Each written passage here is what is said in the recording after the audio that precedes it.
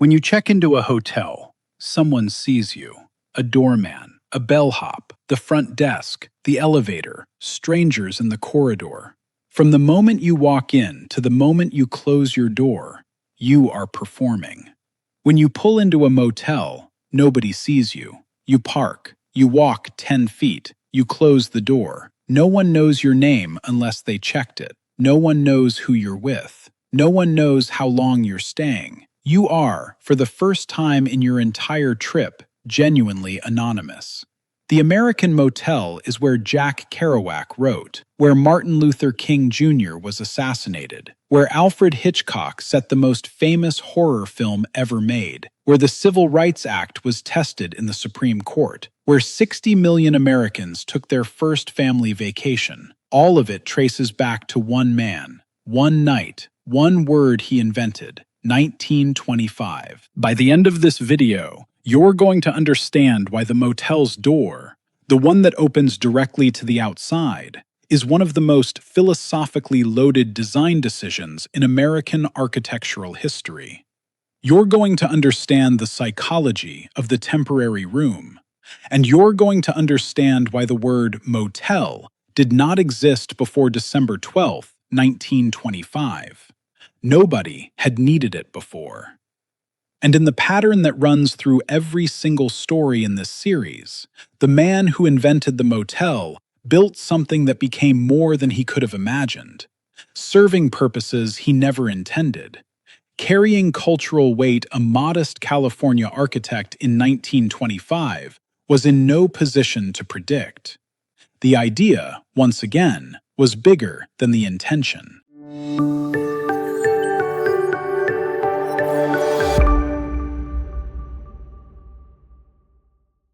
Let's go back. December 1925, San Luis Obispo, California. The road between Los Angeles and San Francisco. This is not the highway you know. This is a 2-lane road through California farmland. Mostly unpaved stretches, wooden bridges, muddy shoulders. The automobile is 17 years into its American life, and the infrastructure has not caught up. In 1900, there are 8,000 registered automobiles in America. By 1920, 8 million. By 1930, 23 million.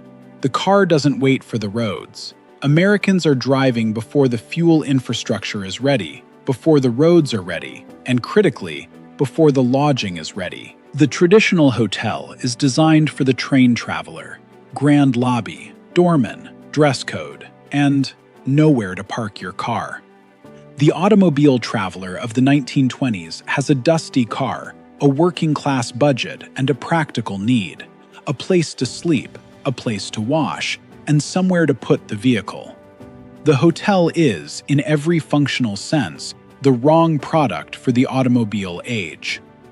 The first response to the automobile lodging problem is the auto camp. Starting around 1920, cities across America open free camping areas specifically for automobile travelers. Pull in, set up your tent, sleep in your car if you have to. By 1922, an estimated 3 million Americans are camping their way across the country. But the auto camp has limits. The facilities are primitive. There's no security. You're sleeping alongside strangers. And as the 1920s progress, the automobile traveler's expectations rise. They don't want to camp. They want a bed, a door that locks. And by 1925, someone is finally going to give that to them. Arthur Heineman was a working California architect, not famous, not visionary particularly. A man who designed practical commercial buildings across California in the 1920s.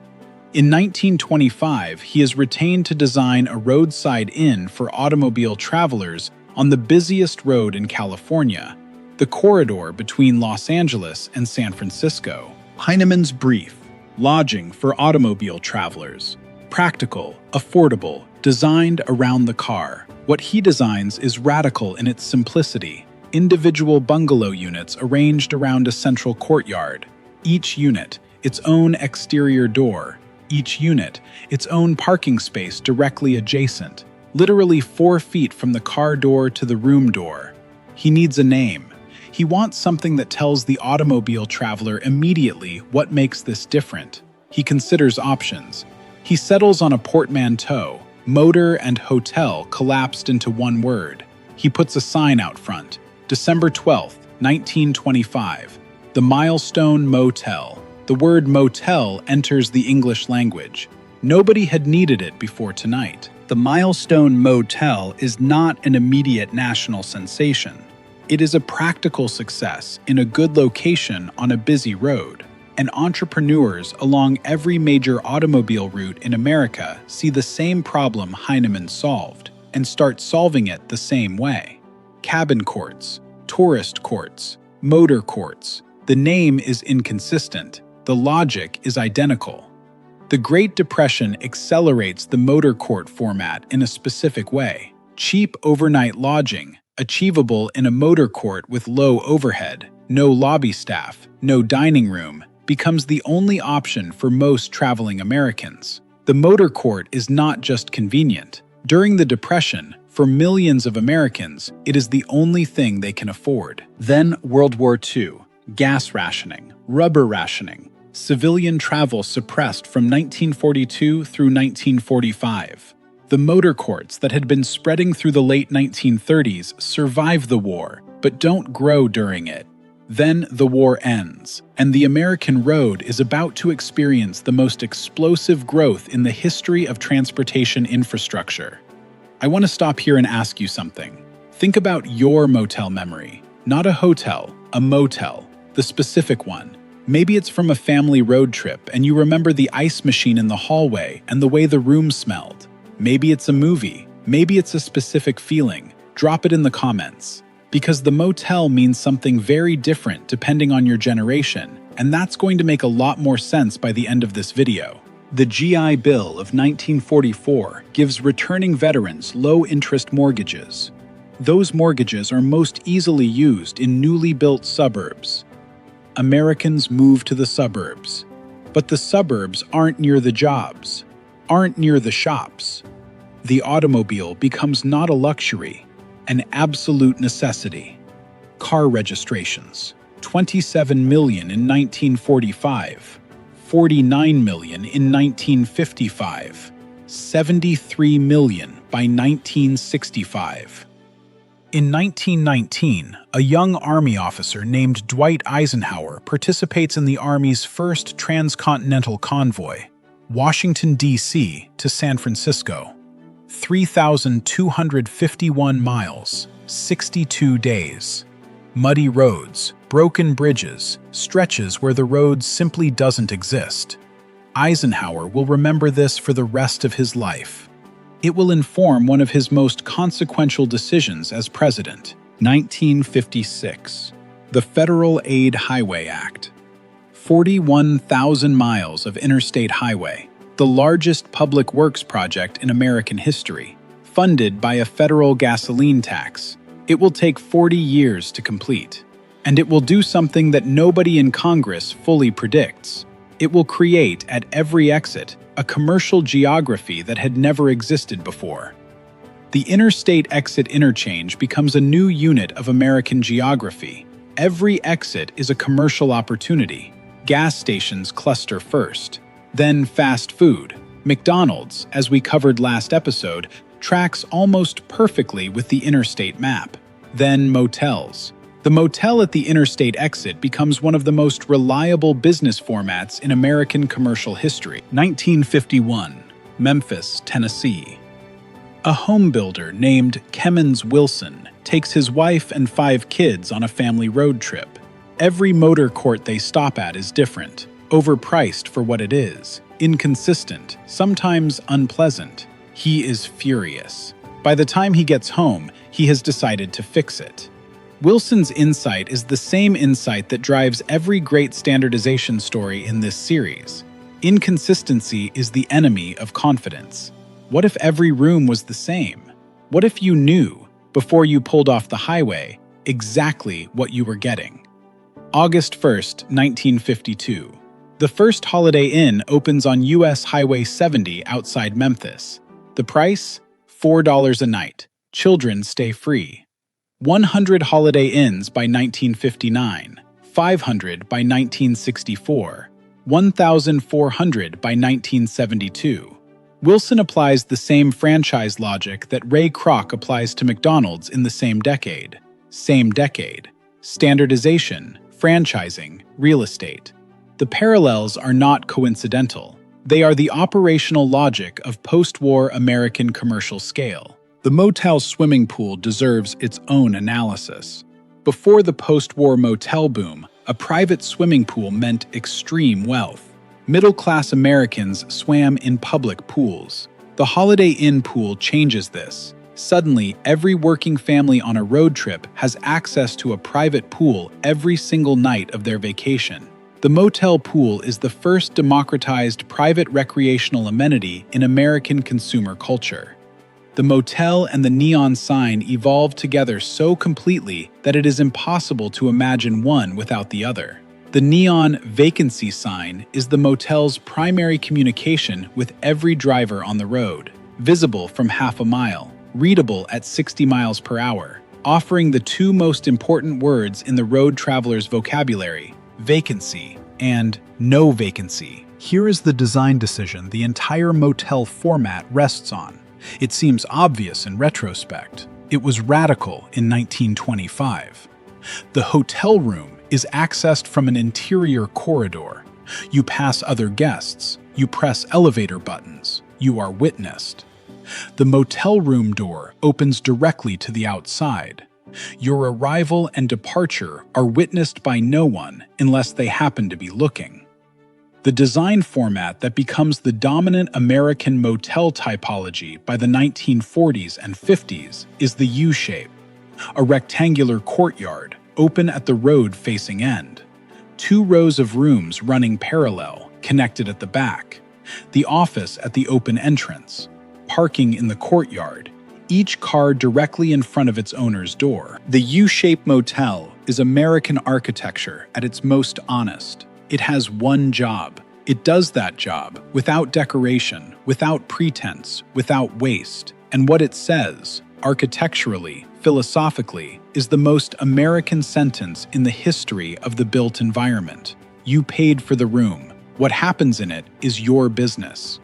There is a well-documented psychological phenomenon called the fresh start effect. Research shows that people are significantly more likely to make life changes, pursue new goals, and think more creatively in novel environments, including temporary lodging. The unfamiliar room, the unfamiliar bed, the absence of the accumulated associations of home, these produce a measurable loosening of habitual thinking. This is why the American road trip has always felt like more than just travel.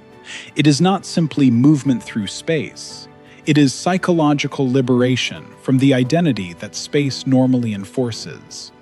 The motel room is where the American becomes temporarily free of being whoever they normally are. Arthur Heineman designed a door that opens to the outside. What he actually built was a machine for the temporary suspension of normal identity. Edward Hopper painted it. Jack Kerouac wrote it. Alfred Hitchcock filmed it. Diane Arbus photographed it. The neon motel sign is not just a commercial beacon, it is an American symbol of availability, of the temporary, of the night. The warm glow of vacancy against a dark highway sky is one of the defining visual experiences of American road travel, and one of the most emotionally loaded images in American photography, film, and literature. June 16, 1960. Alfred Hitchcock releases Psycho. The Bates Motel is not incidental to the film's horror. It is the mechanism of it. The motel's defining architectural feature, the exterior room access, the privacy, the anonymity, the absence of witnesses, becomes, in Hitchcock's hands, the instrument of the killer's access to his victims. Psycho is the most commercially successful horror film in cinema history at its release. It changes the horror genre permanently. And it does something to the American motel that nothing before it had done. It makes the motel's privacy feel dangerous. Before Psycho, the motel's anonymity was primarily associated with freedom. After Psycho, also with vulnerability. Hitchcock didn't invent the menace, he revealed it. 1957. Jack Kerouac publishes On the Road. The American motel appears throughout as a way station between enormous experiences. Kerouac's characters don't stay in hotels. They are motel people, which means they value motion over permanence, anonymity over performance, the road over the destination. On the Road makes the motel a literary symbol of American freedom and restlessness for an entire generation. Now, the most important part of this story that most people have never heard. During the era of segregation, many white-owned hotels and motels across America refused to serve black customers. Victor Hugo Green, a New York postal worker, began publishing an annual travel guide in 1936, the Negro Motorist Green Book. It listed safe lodging for black travelers, motels, boarding houses, private homes that would not turn them away. The black-owned motel circuit was not just a business format, it was an act of infrastructure and dignity in a segregated America. These motels provided safe lodging not just for ordinary travelers, but for the architects of the civil rights movement itself. Musicians on tour, athletes competing in integrated sports, professors attending academic conferences, all of them dependent on a network of motels that the Green Book made navigable. April 4th, 1968. Martin Luther King Jr. is assassinated on the balcony of room 306 of the Lorraine Motel in Memphis, Tennessee. The Lorraine is a black-owned motel. It is listed in the Green Book. King stayed there regularly because it was one of the few places in Memphis where he was safe and welcome. The Lorraine Motel is now the National Civil Rights Museum. The Civil Rights Act of 1964 prohibits discrimination in public accommodations, including motels. The case that tests this provision is Heart of Atlanta Motel versus United States. A motel owner challenges the constitutionality of the law. The Supreme Court rules unanimously. Congress has the authority to prohibit such discrimination. The American motel becomes the test case for one of the most important Supreme Court decisions of the 20th century. Arthur Heineman, designing his practical bungalow cluster in San Luis Obispo in 1925, could not have imagined any of this. He was solving a parking problem. The idea became the architecture of American freedom, the architecture of American horror, the architecture of American literature, the architecture of civil rights law. The most humble building in the American commercial landscape carried the weight of the entire American story. By the early 1970s, the motel format faces a challenge it didn't anticipate. The branded highway hotel is improving its product. Indoor corridors, considered safer, multiple floors, restaurant service, meeting rooms. The independent motel can't compete on amenities. It can compete on price, and price becomes its identity. The cheap room, the no-frills room, the room for people who can't afford anything else. The interstate doesn't just build new roads, it bypasses old ones. Route 66, the Main Street of America, the Mother Road, the corridor the motor courts had been built along for 40 years, is bypassed, town by town through the 1970s. The traffic leaves, the motor courts follow, the neon signs go dark, the pools are drained. Photographers begin documenting the dead motels just as they would document dead malls a decade later. The same aesthetic, the beauty of recent ruins, the specific melancholy of a space designed for human activity now empty. The Route 66 motel strip, once the most vivid commercial corridor in America, becomes, through the 1980s and 90s, a ghost road. The internet does to the motel what it did to the mall, but from an unexpected direction. Airbnb, founded in 2008, creates affordable short-term lodging that occupies the motel's price point without the motel's safety concerns. The motel's fundamental value, cheap, private, anonymous, is now challenged from above by budget hotel brands and from below by Airbnb's trust architecture. Here is the final layer. The motel room is the most concentrated version of the fresh start effect in American consumer architecture.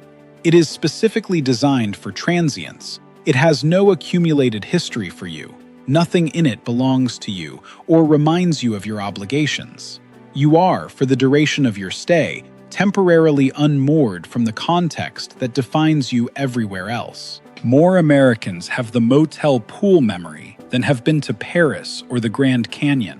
The specific smell of chlorine on a hot summer evening, the rule about no running on the deck, the vending machine down the outdoor corridor with the cold Cokes, the sunset turning the pool water orange.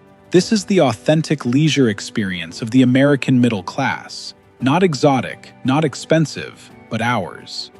Arthur Heineman died in 1942, 17 years after he opened the Milestone Mo-Tel. He did not live to see the golden age of the American motel. He did not see Holiday Inn or the Interstate or Psycho or On the Road or the Green Book or the Civil Rights Act. He saw only the beginning, a practical solution to a practical problem on a busy road in California that happened to invent a word and a building type and eventually a piece of the American soul. He was trying to give automobile travelers a place to sleep. He succeeded so completely that the success became everything. The room became a symbol. The parking space became a philosophy. The word he coined became the name of an entire chapter of American life. The idea, once again, was bigger than the intention, and the road keeps going. If the motel story has a quality of quiet melancholy, the empty pool and the dark neon sign, the next origin story has a completely different register. The origin of the American supermarket, 1916, Memphis, Tennessee. A grocery operator named Clarence Saunders opens a store where, for the first time in history, customers are allowed to select their own items from shelves. Before 1916, you could not touch the merchandise. He called it Piggly Wiggly. Subscribe so you don't miss that story. And drop your motel memory in the comments right now. The specific one. The room number you still remember. The ice machine in the hallway. The pool at sunset. The vending machine at midnight. The feeling of pulling in after a long day of driving and seeing that vacancy sign blazing. Drop it below. I read everything, every single time. I'll see you next week.